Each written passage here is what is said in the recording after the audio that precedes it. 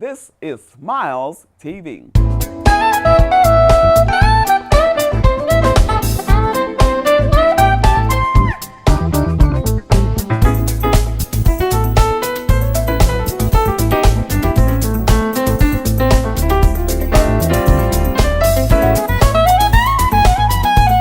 Thanks for tuning in to Smiles Television Talk Show. This is part 2 of our episode with Olympic athletes from right here in East St. Louis. That boy is talking about boxing? Was a member of the 1988 U.S. Olympic boxing team. Please welcome tonight's challenger, introducing Arthur Flash Johnson. Whether you were boxing or not, you had to be able to fight to survive, whether it's from a physical point or an emotional standpoint, poverty, if you will. So you have to be able to fight. If you don't like boxing, guess what? You're gonna fight. Boxing taught me a lot of things. If you stay determined, if you stay disciplined, there is nothing that you can't accomplish. That's what I believe. That's what I live by. That's the attitude that caused me and helped me to accomplish what I accomplished. Welcome back to the second half of Smiles Television Talk Show. And like I told you in the beginning, we have a gentleman here, Arthur Johnson. And as a matter of fact, I think they used to call him Arthur Flash Johnson. And Arthur Johnson is a Goodwill Games gold medalist, and he's also an Olympian. Come on and welcome Arthur Johnson. Arthur, thank you for coming to Smiles Television Talk Show. It's a blessing to see you again. It's my pleasure, absolutely. You know, I told you when we were meeting, when we first met again today, that you have not changed. You still look like a kid. Well, thank you very much. You do, and I see you didn't get beat up on too much. Well, I was fortunate, I was blessed to have been able to do what I did as an athlete and then walk away from it with a sound mind. Wow. That's and you know what, we might talk about that, having a sound mind after boxing, because I guess that can be something with which to deal. But Arthur, just for the sake of our audience, those of you who may not be familiar, if you will, give a little background on your history from East St. Louis, Illinois. What was it like growing up before becoming a boxer or before becoming a professional boxer? Sure. Well, one of the things that I really love about the career is being from East St. Louis. It's a great place to be from because there's so many champions that's come from this place. Well, I grew up, I was born living on Missouri Avenue. You're familiar with Missouri Avenue? And from there, let me shorten the story just a little bit. I primarily grew up in the John Robinson Projects, which was right across the street from Lincoln Senior High School.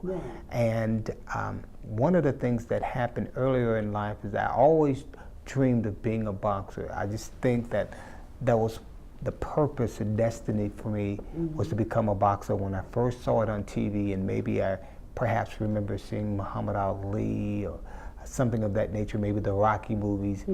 But I think as I look back, I believe it was more like Muhammad Ali boxing on television, which what really encouraged me to move forward in boxing, and I started in 1978.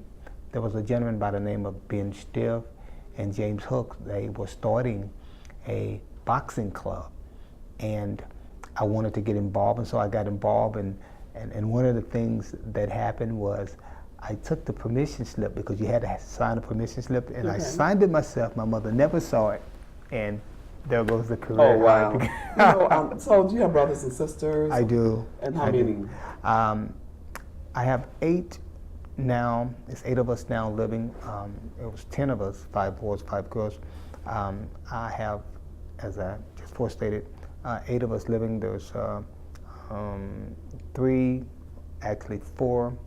boys now living, and no, I should say that back. It's 4 boys.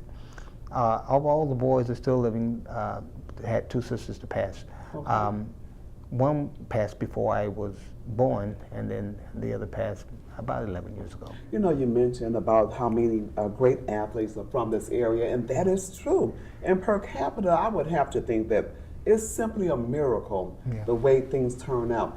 What do you attribute that to? The greatness that is built in our community? I think it begins with a simple thing of the character builder, what a person experiences in life, and how certain situations that are put in front of them, how they are looked at. You can easily become the victim of a situation, or you become the victor. That's right. So I think it's a character molding type of place. I remember growing up and having my neighbor to be able to correct me and things of that nature. Of course, we don't see a lot of that these days, but that's one of the things as a character builder, as you move on, as you move forward in life, and you appreciate those things when you look back on them, because those were the things that helped to mold you to be the person that you turn out to be. You know, I'm interested in knowing, what do you think makes a good fighter?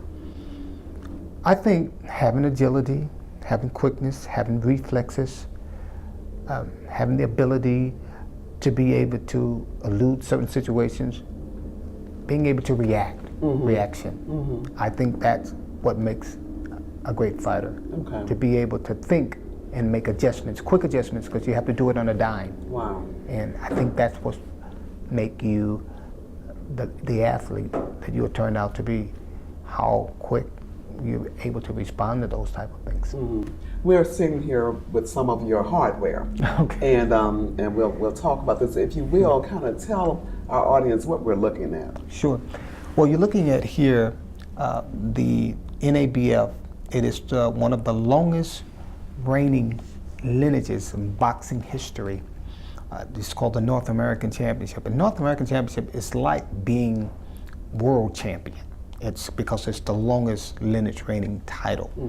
It doesn't get the prestige as a world title should, but in my estimation, it is definitely one of the highest ranking titles you could ever win. The other one is the National Boxing Association, and the National Boxing Association was the very first organization that was established in boxing. Okay. From a world tournament, not a world tournament, but a world class perspective. You could go intercontinental, or you could go world championship, and this was the world championship that the National Boxing Association developed. Everything winged off of the NBA, the National Boxing Association. A lot of people don't know that, but the WBA winged off of it, the WBC, and on and on and on and on. So it's the two longest lineage boxing titles in the history of boxing, and so to have been a part of something like that, I'm very thankful. You know what, we're going to come back and talk more about your boxing, but I understand you also sing, and you have you've done so many things. You have a book, also called Trials to Triumph, and you have a DVD. So this guy does everything. But we're going to take a very short break just so you can get a taste of his music. Listen up. I was close to giving up when I couldn't see hope at all. My heart began to fail, 'cause faith was gone. But soon I realized the miracles in me. Despite of past defeats, I won't be. Yeah, I can't hold on, I must be strong. There's no time for giving up. I can't hold on, I must be strong.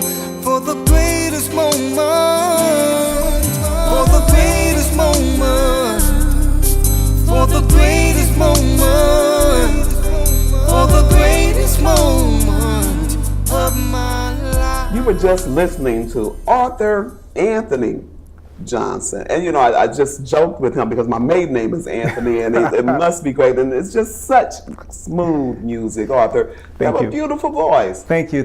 And about that Anthony deal, okay. Now that's my middle name, and I had a friend that say to me, everybody knows you by Arthur Flash, so we got to do something different for the music. Why don't we just call you Arthur Anthony? Wow. And it's stuck. And it's and that's the best name you could come up with, so Arthur. So check out his music as well. But also I'm going to get back real quickly to the boxing. Tell us about the Goodwill Games and explain, if you will, exactly what are the Goodwill Games, the place in which you won your gold medal. The Goodwill Games was used to really bring peace and harmony between the United States and Russia. Wow.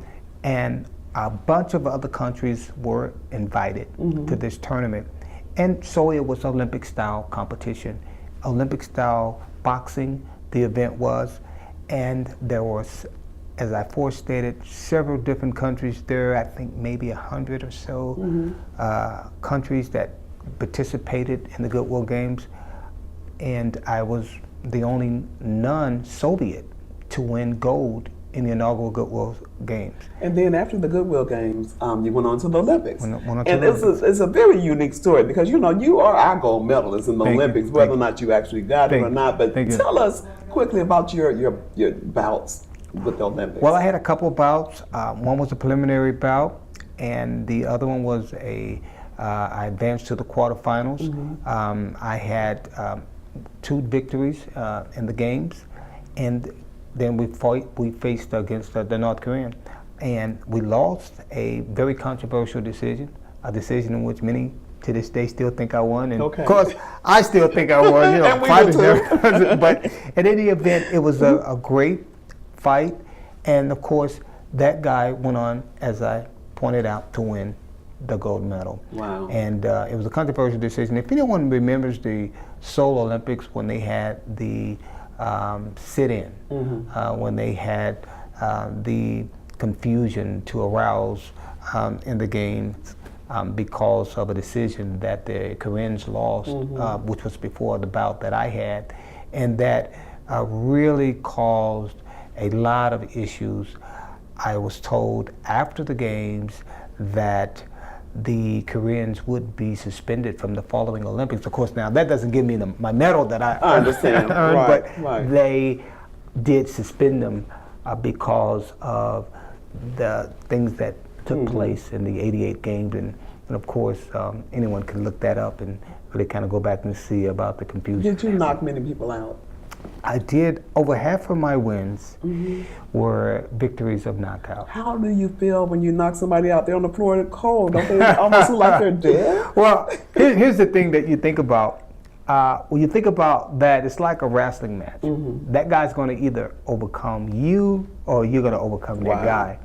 And nobody wants to permanently hurt anybody in there. You just want to knock them out.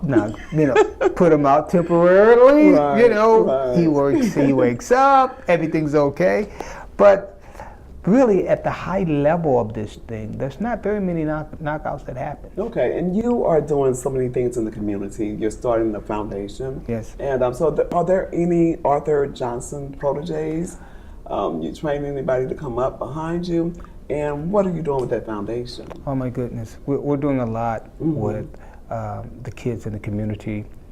We've developed 2 amateur world champions recently, and that was 3.5 years, should I say, of work, of just taking them through the technical aspect, bringing them to the level of being able to compete at different levels, and ultimately the world-class level.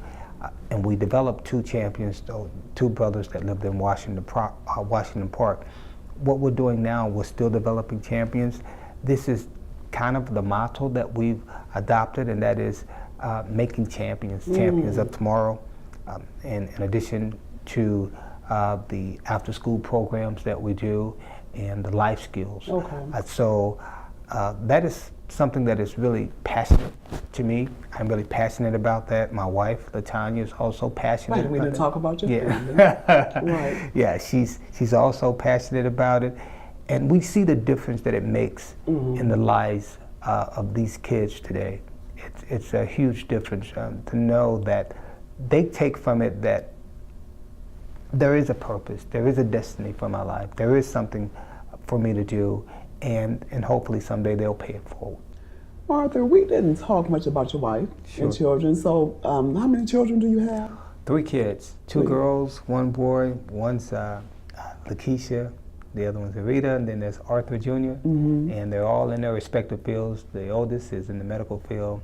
The second, the middle kid, is in the Assistant State's Attorney of Illinois. And of course, Arthur Jr. is living out in California. He's a big-time musician. Right, we need to get the whole family on Smiles TV. Of course, I should say something about my wife. I better say something about my wife. You better say something about your wife.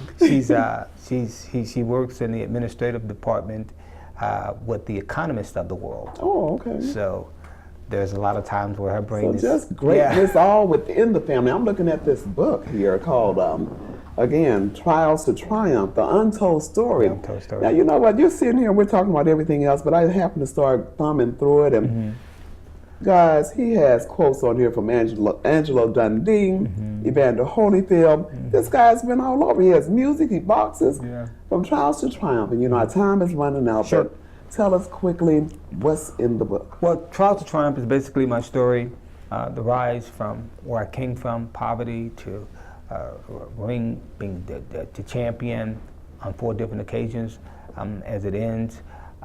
And some other things in there that you really want to get the book to read, because it really lets you know about, I was given 2 to 3 months to live. God pulls me through it, and it's just an awesome story. Okay, from Trials to Triumph, Arthur Anthony Flash Johnson. We got all of his names in there. So be sure to take time and get this book, From Trials to Triumph, from our own East St. Louisan gold medal Goodwill winner and an Olympian as well, Arthur Johnson. Thank you. You know, we're at the Jackie Joyner Center, and you have a competition that you do right here at the center. Tell us about that before we do go. an annual tournament called the Arthur Johnson Boxing Invitational. It'll be happening this year, June 8th, 9th, and 10th. Boxers from around the country will come in and display their talent, their abilities, and we look forward to having them here this year. We're awesomely excited about it, and I'm just excited to be a part of giving back to the community, because that's really where it's all is. June 8th, 9th, and 10th. June 8th, 9th, and 10th. And the name of it again is? It's called the Arthur Johnson Boxing Invitational. And while we're on that boxing deal, there's a film called Greatest Comeback, The Untold Story. You can get that from Amazon. You can download it. It's called Greatest Comeback, The Untold Story. It's also it's a DVD, and it's the Arthur Flash Johnson story, and it's an amazing story that we were fortunate to be able to come through and to be able to share that inspiration with other people and give them that encouragement that no matter whatever they're facing in life, that there is, at the end of the ring, at the end of the road, a rainbow that shines through, and I thank God for that. I really do. I'm blessed to be able to share this, and so that's the hope, that when they read the book or they look at this DVD film, that they're encouraged and that they are inspired, and that, hey, if God did it for me, He'll do it for you. That's right. You know what? When you're looking at these belts here, and he may look like a small man. When you fought, you were what weight? I was 112. That was the first initial weight where I got a lot of attention at. Actually, let me go back. It was 106 at that time, so it would have been light flyweight, bantamweight, and junior bantam is where I ended. You might think he's small, but you don't want to mess with Arthur Flash Johnson, but you do want to get his DVD, The Greatest Comeback, The Untold Story, all about Arthur Johnson, as well as From Trials to Triumph, his book that tells the story. And you know, you heard that music earlier, and he also has a CD out called Arthur Anthony, The Greatest Moments. You know, all from East St. Louis, Illinois. We have it all right here. Thank you. I want to thank you, Arthur, for being a guest on Smiles Television Talk Show. My pleasure. And you know what? He's a minister too, and we have him on tape. Will you come back to Smiles? Absolutely. Absolutely. You heard it. Okay, thank you for tuning in to Smiles Television Talk Show. I love you, we love you, and we want to thank our guest, Jackie Joyner, the greatest female athlete in the world, and Arthur Flash Johnson. Keep smiling. You look better when you smile, and remember, only what you do for Christ will last.